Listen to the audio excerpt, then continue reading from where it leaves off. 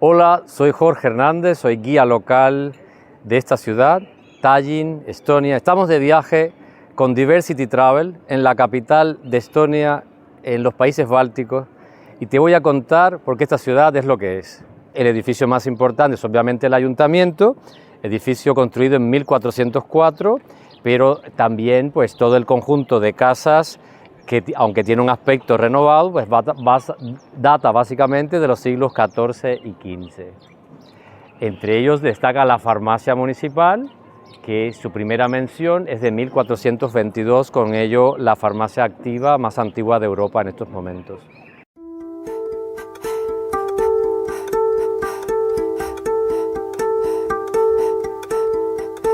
El olor del pan de los negocios que había aquí llenaba toda la calle y de ahí tomó el nombre. Posteriormente, obviamente, se vendieron otros productos y, entre otras cosas, estuvieron los laboratorios de la farmacia, que está aquí al lado. En esa calle se encuentra la casa más pequeña de la ciudad a día de hoy, que la tenemos al frente. Siempre ha sido un negocio. En diferentes épocas se han vendido diferentes cosas. Ya más recientemente, por ejemplo, años 90, cuando comienza la perestroika y comienzan a vender aquí los plátanos, que en la Unión Soviética eran bastante novedosos, y pues la cola a veces atravesaba la plaza y llegaba hasta la entrada del casco histórico.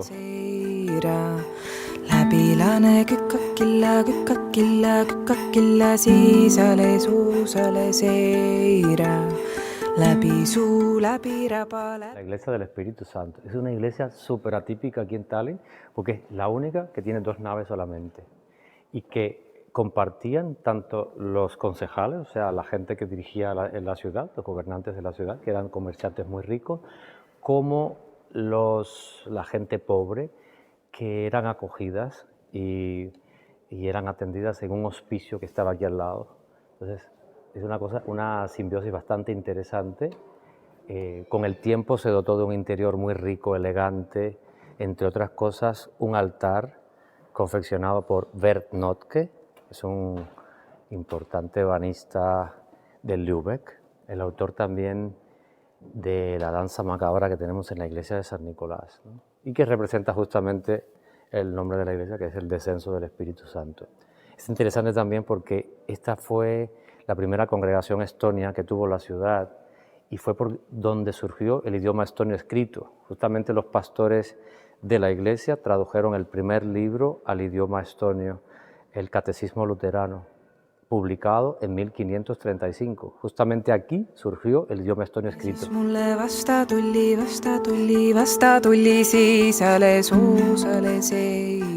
El reloj público más antiguo de la ciudad se encuentra justamente en la iglesia del Espíritu Santo.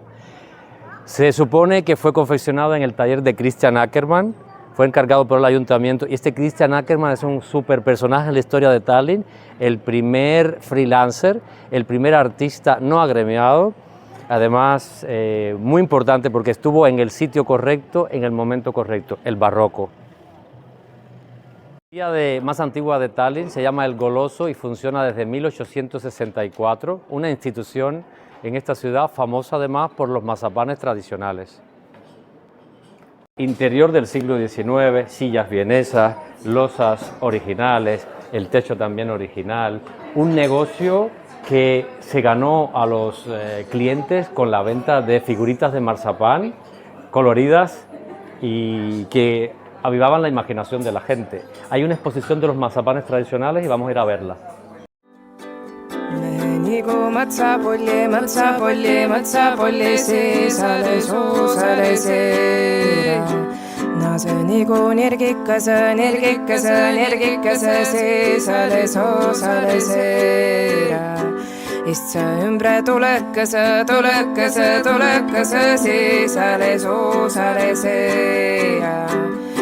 Seiva, soccoliha, soccoliha, soccoliha, se sale, so, sale, se. 1964, cuando Georg Stude, que era un hombre de negocios, un empresario alemán, decide comprar la pastelería que había aquí, decide renovarla y comienza a producir figuras de mazapán. Para ello usó formas de piedra caliza, de las cuales se han conservado más de 200, y con ellas se han hecho las figuras tradicionales. Algunas de las figuras se han confeccionado aquí desde la inauguración de la cafetería, que resultó muy exitosa y que muchas veces recibía pedidos incluso de la familia real de San Petersburgo, o sea, de los zares pedían figuritas de mazapán. A día de hoy es un negocio bastante popular en Estonia y es un buen regalo también para alguien que termina el curso escolar, para unos novios, para una boda, o sea, llegar a una figurita de mazapán que suelen ser a veces bastante sofisticadas.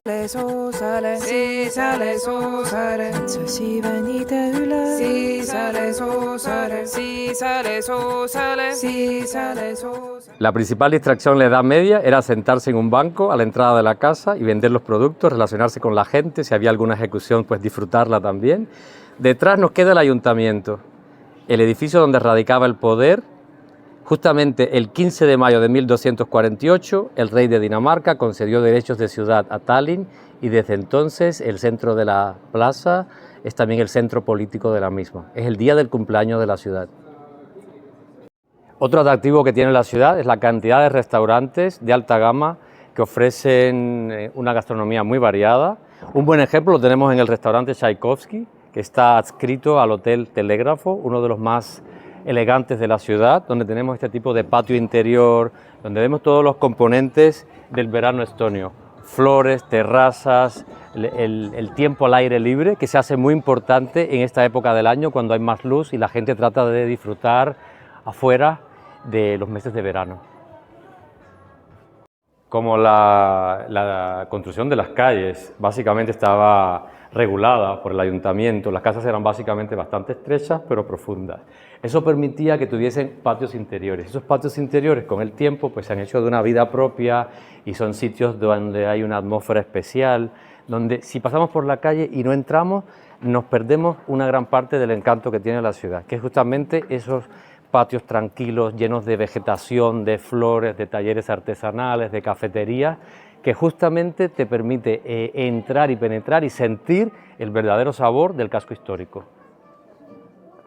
Hay un estilo y hay un gusto y hay un refinamiento que se ve muy bien en este tipo de talleres como este que estamos visitando ahora.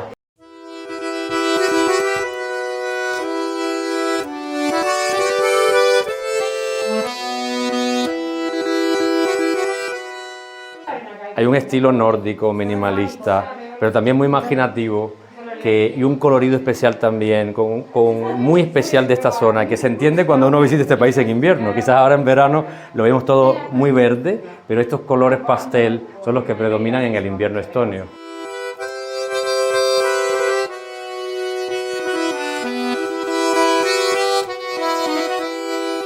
De los récords que tiene esta ciudad, uno de ellos es el haber tenido durante más de 200 años el edificio más alto del mundo, la iglesia de San Olás, a cuya torre vamos a subir ahora, 160 metros de altura en 1470, cuando América no había sido descubierta todavía.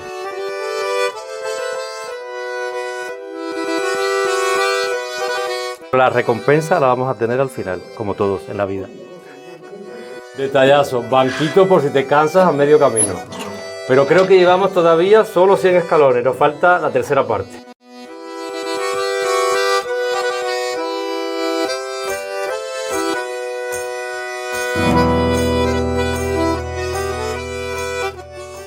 Bueno, detrás nos queda el puerto, hoy en día relativamente alejado, no tan pegado a la ciudad como lo fue en la época medieval, pero desde aquí se ve perfectamente cómo ha cambiado el puerto durante los últimos siglos. Hoy en día, puerto de pasajeros, de donde salen todos los ferries a Suecia y Finlandia, por lo tanto una zona bastante vital y urbanísticamente también hablando, también muy dinámica, y la parte de la ciudad que más está cambiando a día de hoy. Entonces, toda esa antigua zona industrial del 19 se ha convertido en una zona moderna, una zona de arquitectura moderna, pero donde se está tratando de conservar toda la arquitectura industrial del 19, que es el principal legado arquitectónico en realidad de esta ciudad.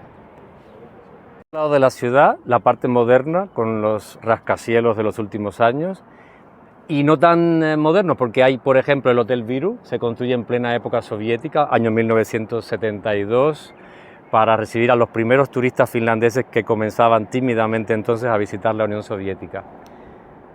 Al fondo de la ciudad vemos los barrios soviéticos, que es donde más gente vive, de hecho. Una cuarta parte de la población de la ciudad vive en esas zonas que siempre están en la periferia, porque tengamos en cuenta que durante la Segunda Guerra Mundial pues esta ciudad fue bombardeada, fue destruida a la mitad de la ciudad, o sea que se reedificó ya en los años de ocupación soviética, hasta el año 91. Salimos fuera de las murallas para ver los parques, para coger una vista general de las murallas, en la parte donde mayor concentración de murallas hay, ¿no? Que justamente estos parques, que aunque parcialmente están ahí restaurando las murallas, pues esas son las imágenes típicas del sistema defensivo de Tallinn, con sus casquetes, etcétera. Piedra caliza, 27 torreones, 1,8 kilómetros de perímetro, o sea, el 80% de ese perímetro original de muralla defensiva. Piedra caliza, que es el material constructivo que predomina en la ciudad por excelencia.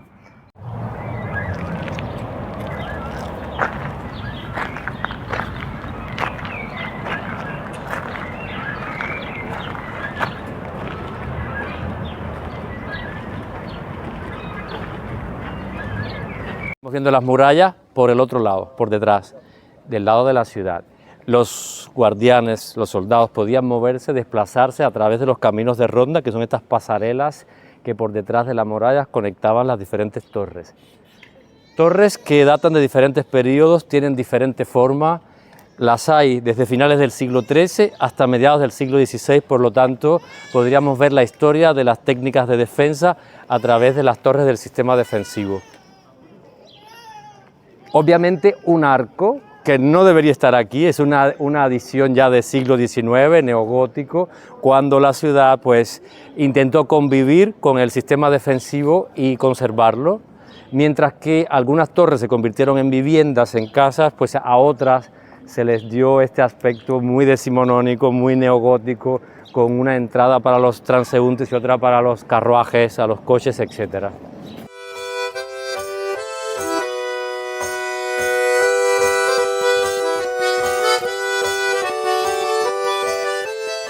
Un casco histórico medieval, pero ante todo, el principal atractivo de la ciudad son las condiciones defensivas.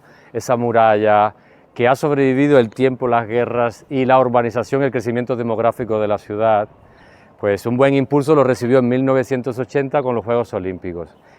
La mitad de las torres, el 80% del muro. Si no es un récord, pues es un buen resultado, ¿no?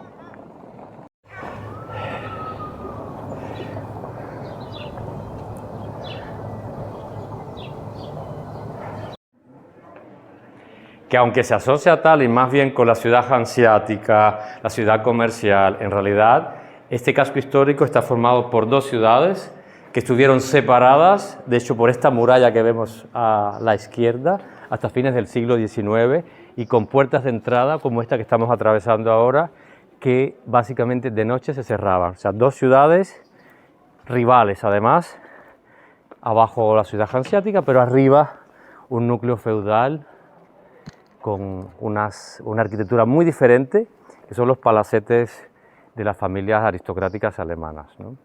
Y justo ahora vamos subiendo esta cuesta, que es la calle de la Pierna Larga, una de las dos que conectaban estas dos ciudades, combinadas a vivir juntas y a ponerse de acuerdo también de vez en cuando, por ejemplo en caso de guerra, pues tenían que organizar la defensa conjuntamente, pero claro, para el día a día se trataba de dos sistemas que competían. Por eso, pues muchos conflictos entre ellas dos.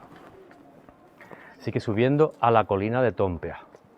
Pierna larga, pero si hay pierna larga es porque tiene que haber pierna corta. La pierna corta es el atajo, es un descenso abrupto, rápido, que es otro de los puntos fronterizos donde se ha conservado la puerta que justamente se cerraba de noche y se abría en la mañana. Justamente la puerta la tenemos aquí, a la derecha. Es una calle escalonada. Entonces la idea es que a las 9 de la noche cerraba esta puerta y en la mañana pues se abría dando paso al flujo de personas. Aquí tenemos la pierna corta, que baja directamente al barrio alemán, a la iglesia de San Nicolás, a la zona del mercado. Sí, bueno, al pie nos queda la iglesia de San Nicolás, que su primera mención es del siglo XIV, pero básicamente se supone que inicialmente ya había una iglesia aquí desde el siglo XIII, inicialmente sin esta torre campanario que vemos ahora, que esto es barroco, o sea, del siglo XVIII, y que básicamente cuando no existía muralla medieval, pues sencillamente esa torre era una torre de defensa. Pero poco después comenzó la construcción de la muralla exterior, la iglesia quedó en uno de los barrios más privilegiados de la ciudad, y ya la parte que limita con el barrio alemán es el Jardín del Rey de Dinamarca, que es donde estamos ahora, que es el escenario de una leyenda muy bonita, que es el origen de la bandera de Dinamarca, el Dannebrog, cuando el 15 de junio de 1219 llegan las huestes danesas, hay una batalla y como regalo divino desciende del cielo la bandera que le daría la victoria a los daneses, que en definitiva pues venían a cristianizar a los paganos estonios. Sí, la historia de esta ciudad comienza justamente como parte de las cruzadas, de la cristianización de todas estas tierras por parte de órdenes de caballería alemanas. Dinamarca es invitada y la historia comienza justamente con esa invasión, ¿no? La invasión danesa. Entonces, un sitio emblemático que la ciudad o el ayuntamiento de Tallinn ha hecho más atractiva con estas esculturas de monjes, aunque solo hubo 2 órdenes religiosas que tuvieron conventos intramuros en la ciudad y aquí no estaban, pero así todo pues resultan muy atractivas para los cientos de visitantes que vienen a hacerse sus fotos en este lugar, si se quiere, legendario, ¿no?